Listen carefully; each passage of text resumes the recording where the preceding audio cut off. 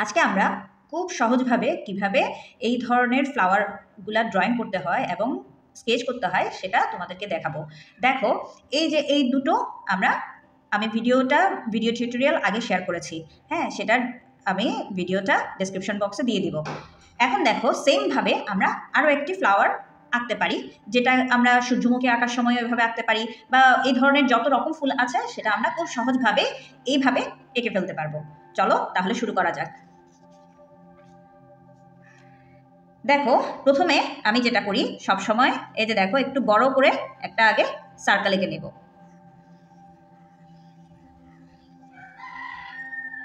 ঠিক আছে, এরপরে ঠিক মাঝখান বরাবর আমি একটা লাইন ড্র করলাম এবং এই যে দেখো একটা বিন্দু, এই এই একটা প্লাস সাইন, একটা ইনটু সাইন।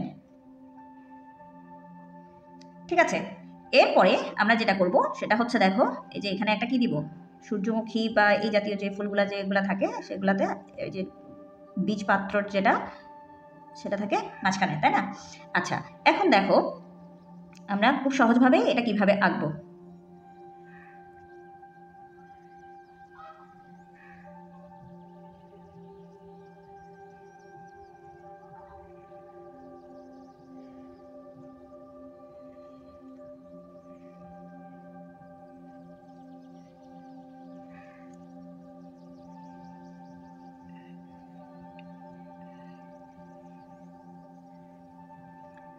ঠিক আছে, এখন জাস্ট এখান থেকে আরেকটা দিবে,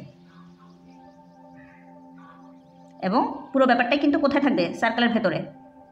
তাহলে তোমাদের প্রত্যেকটা পাপড়ি মোটামুটি সমান সাইজের হবে, দেখতেও ভালো দেখাবে। ঠিক আছে, তাহলে আমরা করে নিলাম।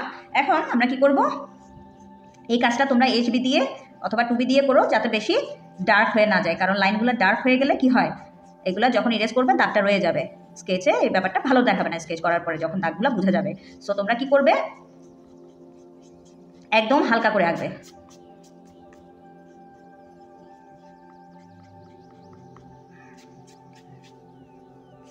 ঠিক আছে, এখন আমি কি করব, HB পেন্সিলটা নিচ্ছি,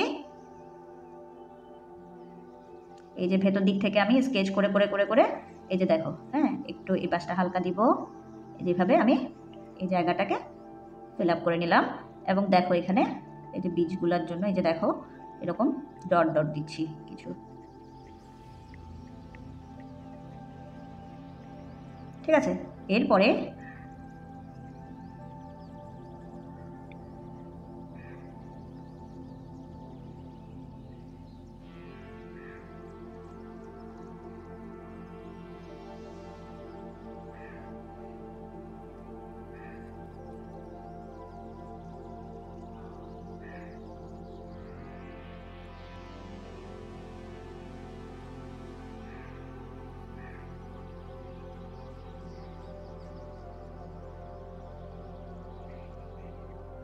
ঠিক আছে, আচ্ছা এখানে আরো দুটো রয়ে গেছে, দিলাম। এখন দেখো, জাস্ট উপর দিক থেকে এই হালকাভাবে এভাবে প্রত্যেকটার উপরের জায়গাটাকে দিচ্ছি।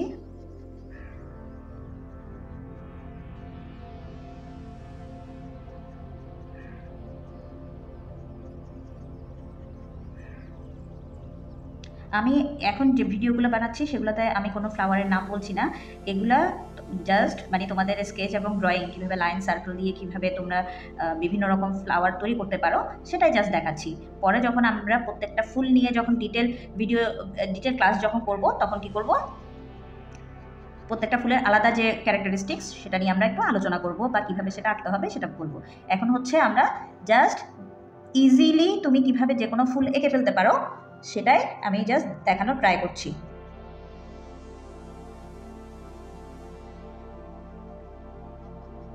এখন যে স্কেচটা করছি এটা করাতে যেটা হবে, মনে হবে যেন ফুলের পাপড়িগুলো কি হয়ে আছে, বটে আছে, সামান্য একটু কার্ভ হয়ে আছে, এই ব্যাপারটা উঠে আসবে।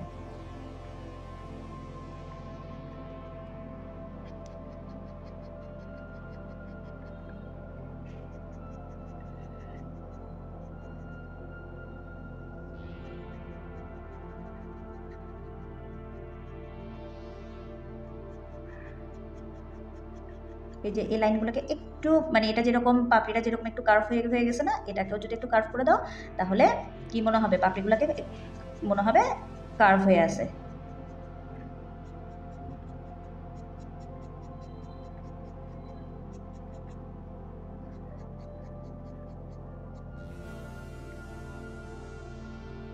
তারপরে এই যে এগুলাতেও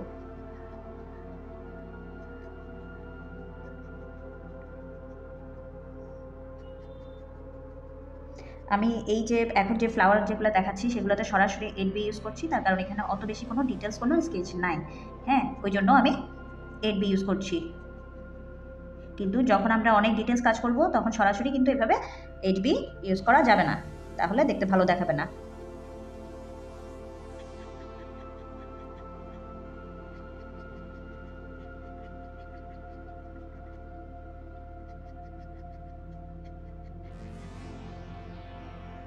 তাহলে দেখো এভাবে কত ইজিলি একটা ফ্লাওয়ার ড্রয়িং হয়ে গেল। ঠিক আছে, তাহলে তোমরাও এভাবে প্র্যাকটিস করবে। ভালো থেকো, আজকের ক্লাসটা এখানেই শেষ করছি। যদি তোমাদের ক্লাসটা ভালো লেগে থাকে তাহলে লাইক, কমেন্ট এবং শেয়ার করো। আর যদি ভালো নাও লেগে থাকে তাহলে কমেন্ট সেকশনে জানিও কেন ভালো লাগেনি, বা আমার কি কি ইমপ্রুভ করা দরকার, বা তোমরা কি শিখতে চাও আমার কাছ থেকে। হ্যাঁ, কি কি বিষয় তোমাদের প্রবলেম আছে সে ব্যাপারগুলো আমাকে কমেন্ট সেকশনে জানিও। আমি চেষ্টা করবো সেই রিলেটেড ভিডিও তৈরি করে তোমাদেরকে তো হেল্প করতে। আর চ্যানেলটাকে সাবস্ক্রাইব করো এবং নোটিফিকেশন পাওয়ার জন্য বেল আইকনটা ক্লিক করে রাখো, যাতে নতুন নতুন ভিডিও নোটিফিকেশনটা তোমাদের কাছে পৌঁছে যায়। আর লাইক, কমেন্ট এবং শেয়ার করো যদি ভালো লাগে। ঠিক আছে, আজকের ক্লাসটা আমি এখানেই শেষ করছি। ভালো থেকো।